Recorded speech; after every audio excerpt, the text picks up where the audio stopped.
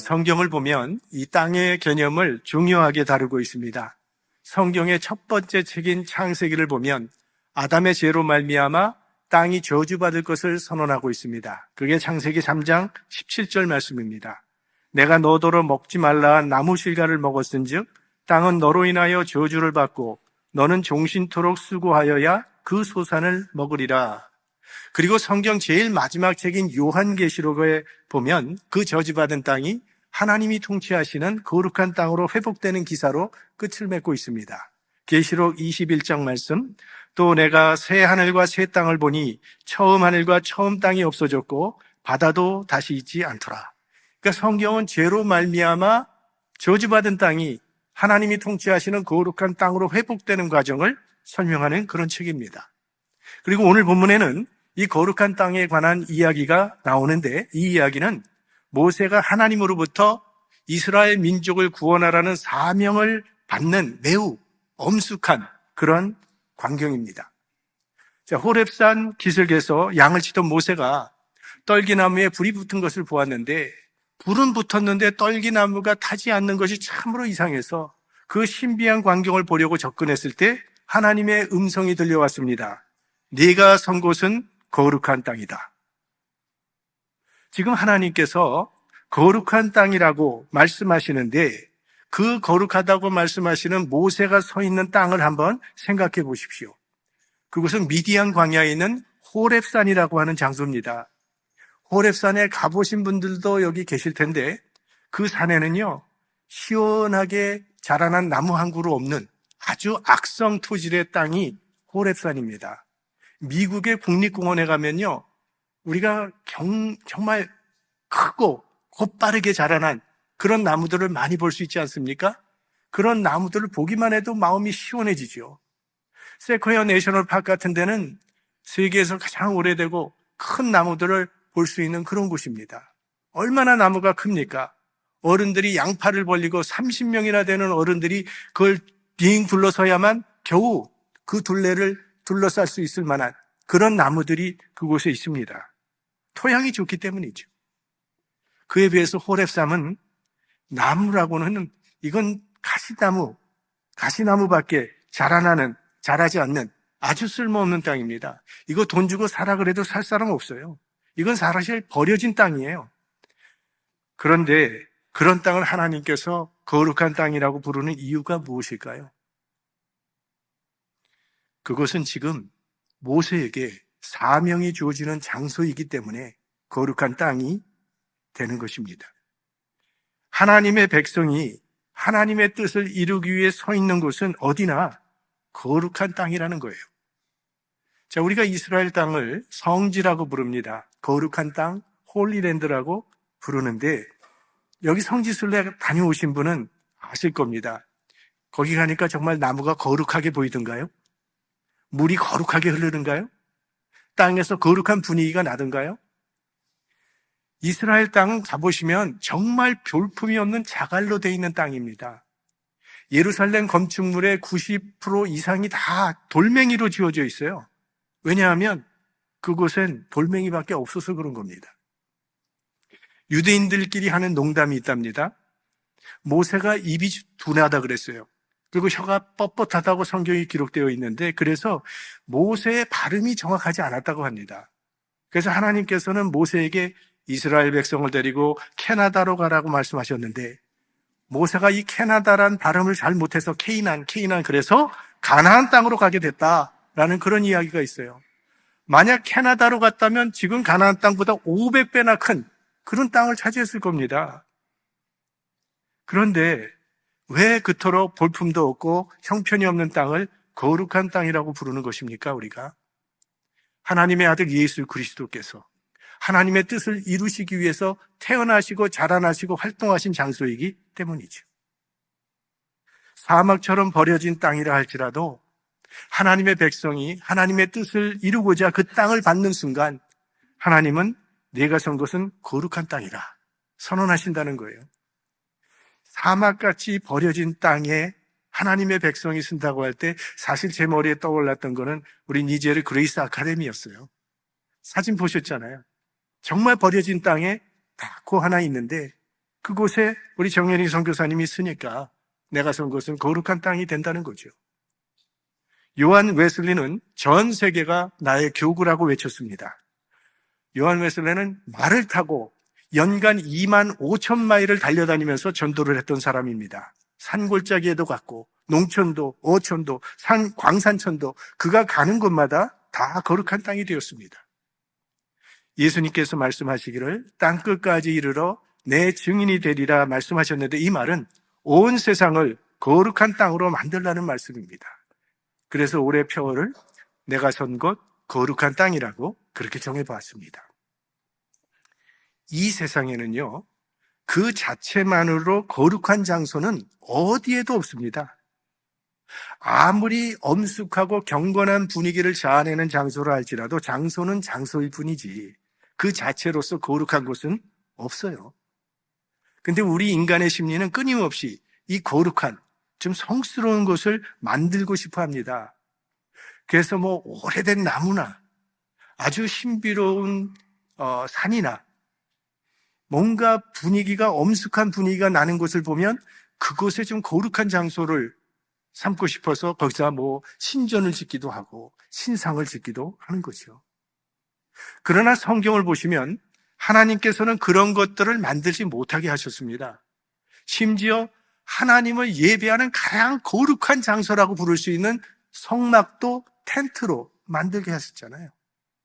그래서 성막은 한 장소에 고정되어 있는 것이 아니라 계속 움직여 다녔습니다.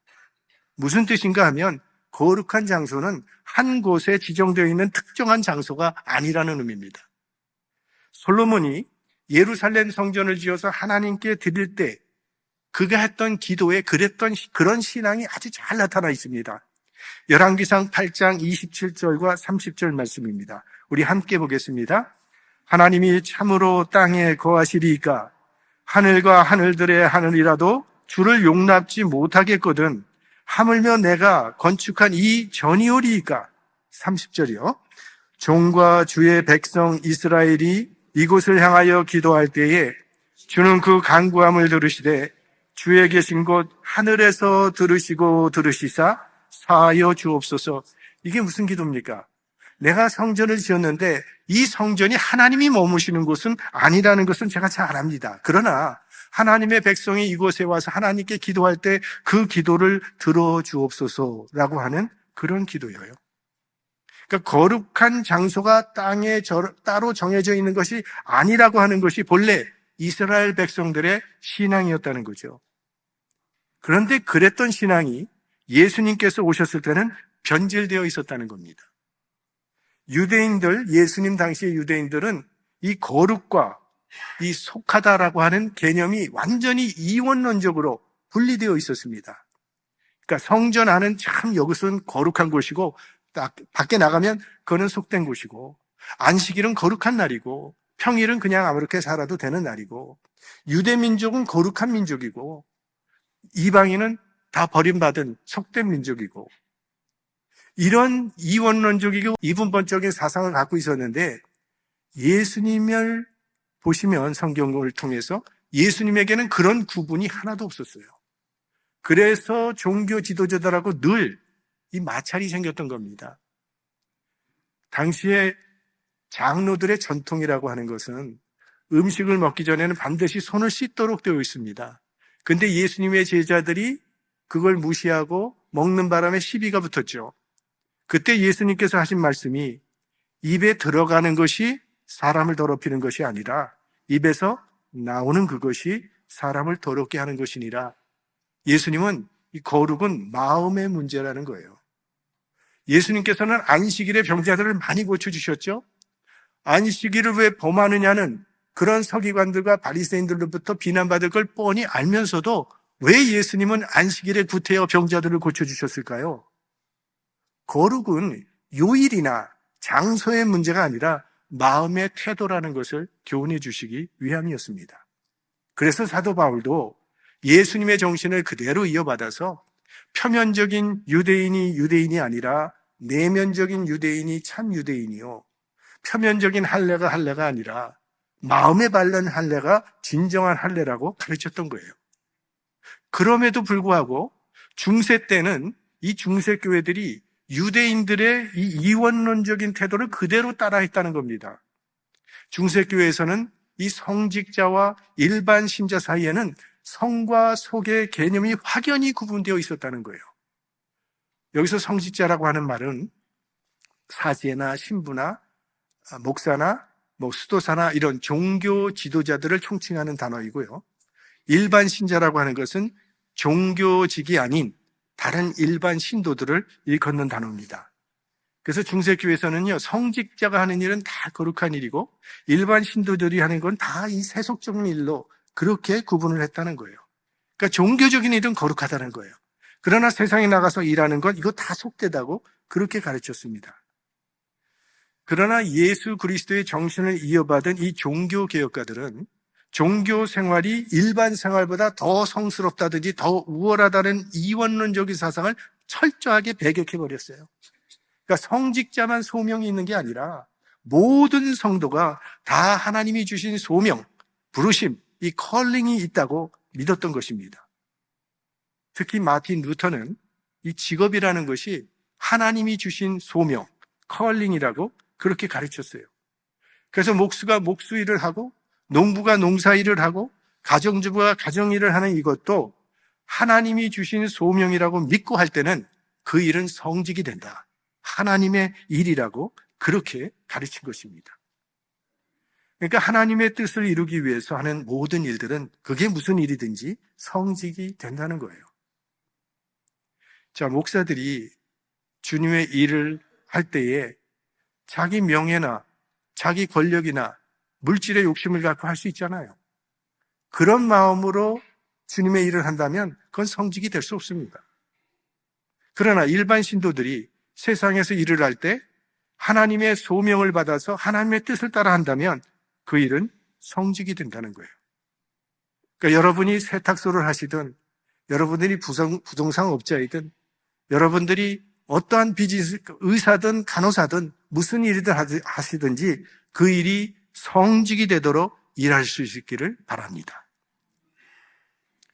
성경은요, 우리 그리스도인의 정체성을 제사장으로 정의를 합니다. 그 베드로전서 2장 5절과 9절 말씀입니다.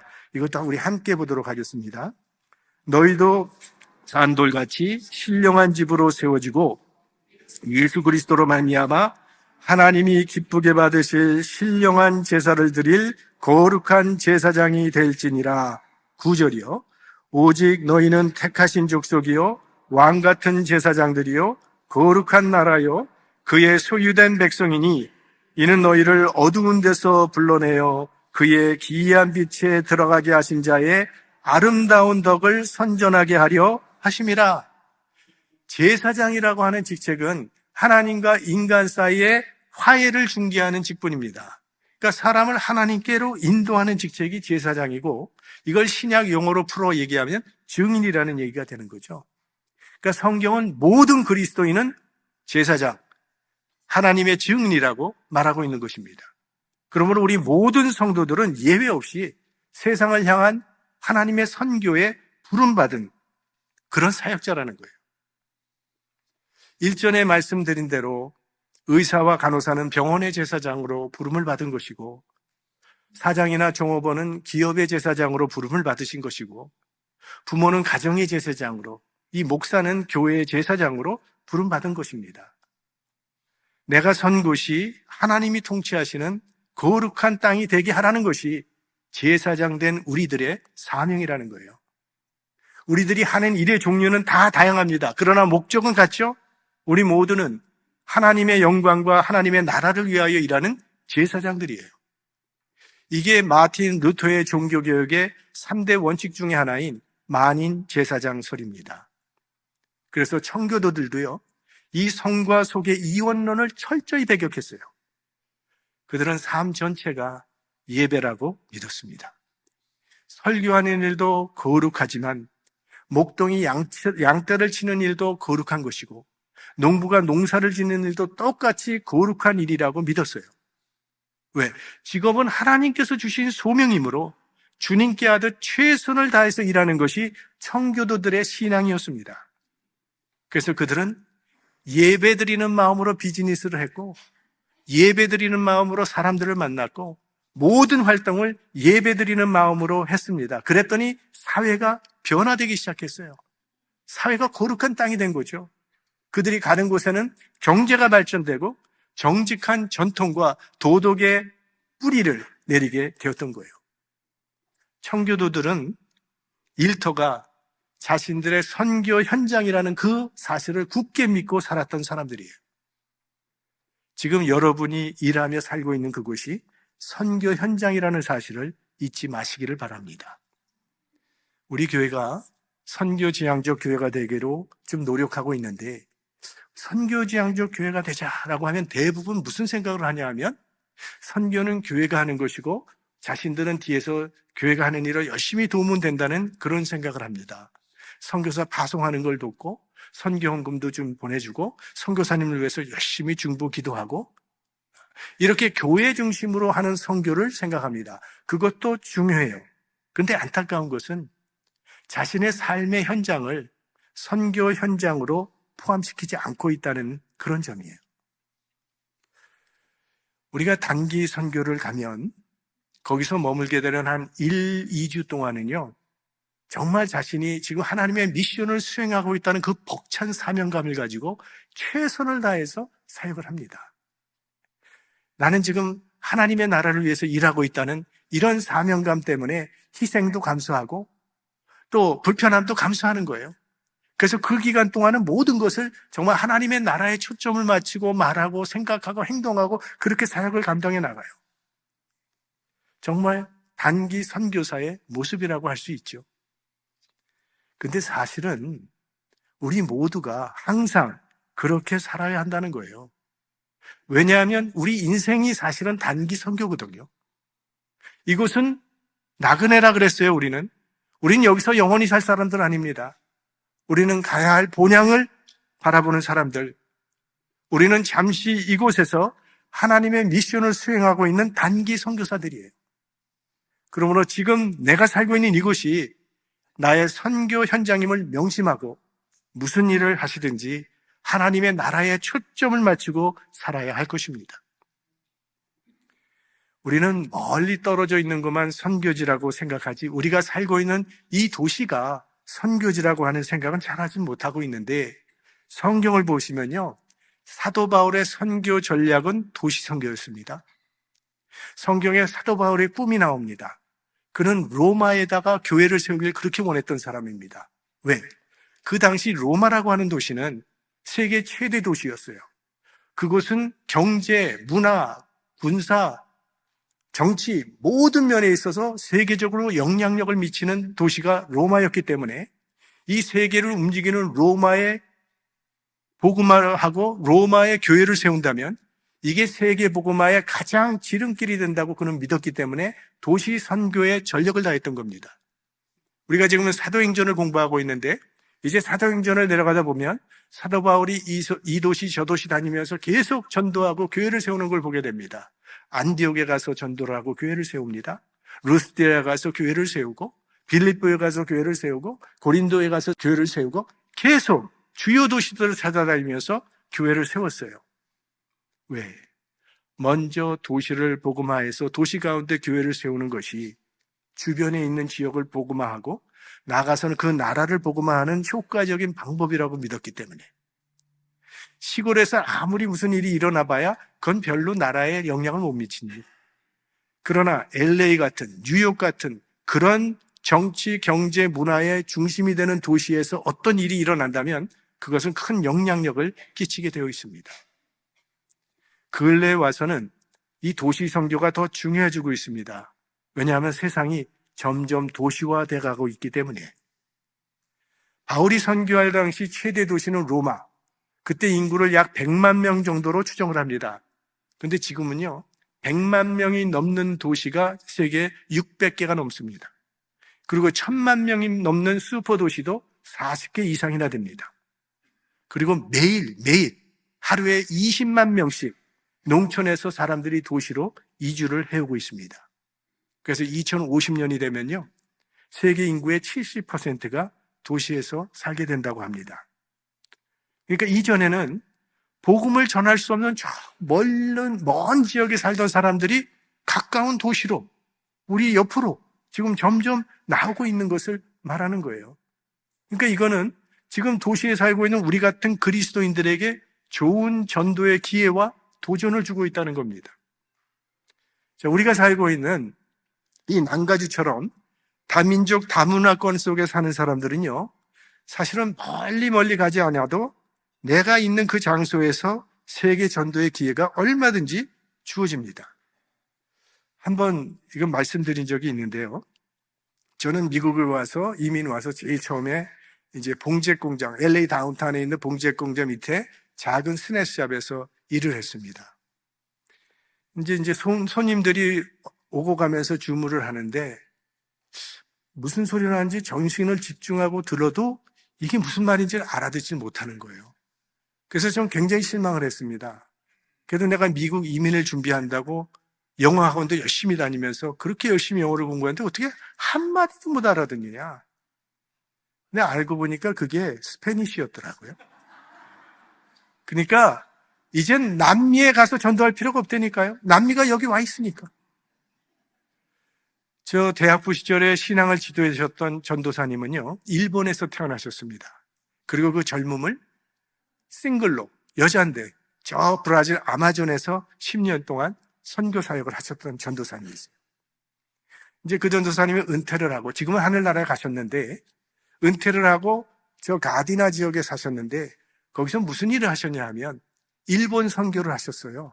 어떻게 일본 선교를 하셨냐 하면 그 가디나도 그렇지만 이 난가주에 일본 유학생들도 많고 직장인들이 많지 않습니까? 이제 일본에 돌아갈 사람들을 초점으로 해서 그들을 전도하고 훈련을 해서 그들이 일본에 갈 때 선교사가 되게 하는 그런 사역을 하셨어요.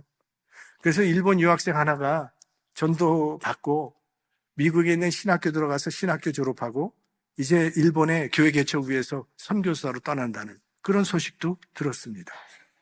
선교하러 일본에 가지 않아도 된다는 거예요. 일본이 이곳에 와 있으니까. 브라질도 이곳에 와 있고, 아르헨티나도 이곳에 와 있고, 인도네시아도 와 있고, 이라크, 아프가니스탄, 러시아, 태국, 세계 모든 족속이 다 이곳에 와 있어요. 지금 내가 살고 있는 이곳이 바로 나의 선교 현장이 된다는 거예요. 그리고 이 도시 선교의 가장 효과적인 도구가 있는데 그게 바로 직업입니다. 지금 우리들이 살고 있는 땅은 여러 민족들이 함께 모여 살고 있는 다민족 사회 속에 우리가 살고 있잖아요. 그러니까 이제는요, 선교지와 피선교지의 구분이 사실상 없어져 버렸어요. 그래서 언제든지 복음이 필요한 사람들을 만날 수가 있습니다, 여기서. 특히 우리가 몸담고 있는 일터는 다양한 문화에서 온 사람들을 만날 수 있는 장소를 우리에게 제공해 주지 않습니까? 그래서 일터는 우리에게 복음의 증인으로서의 기회와 도전을 제공해 주는 장소가 됩니다. 여러분이 매일 결정하고 있는 이 다양한 비즈니스의 결정과 우리가 맺고 있는 여러 가지 인간관계가 하나님 나라의 가치에 의해서 다스려질 때 우리는 그곳에서 하나님의 나라의 증인으로 서게 되는 것입니다. 자, 이 직업에 대한 이야기는 다음 주일에 좀 더 자세히 말씀을 드리도록 하겠고, 예수님께서 땅끝까지 이르러 내 증인이 되리라 말씀하셨는데 이 땅끝은 저 아프리카 같이 지구 반대편에 있는 것만을 의미하는 게 아닙니다. 지금 내가 서 있는 곳에도 지구를 한 바퀴 돌면 어디가 나오겠어요? 여기잖아요. 내가 서 있는 곳이 바로 땅끝이라는 거예요. 그러니까 내 삶의 현장도 땅끝이 되는 거예요. 우리 한국은 140년 전에 외국 선교사님들이 오셔서 복음을 전파하기 시작했는데 한 세기가 되기도 채전에 우리 민족의 4분의 1이 그리스도인이 되었습니다. 이것은 2000년 기독교 역사 속에 전무후무한 그런 기적의 사건입니다. 다른 어떤 나라에도 이런 일이 일어난 적이 없어요. 그러면 왜 우리나라에만 이런 일이 일어났을까요?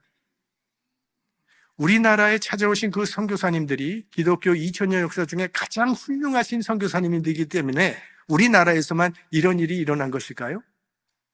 만약 그 선교사님들이 한국에 오지 아니하시고 일본에 갔다면, 그분들이 태국에 갔다면, 베트남에 갔다면 그들도 한 세기 전에 그 나라의 4분의 1 되는 인구들이 그리스도인이 되었을까요?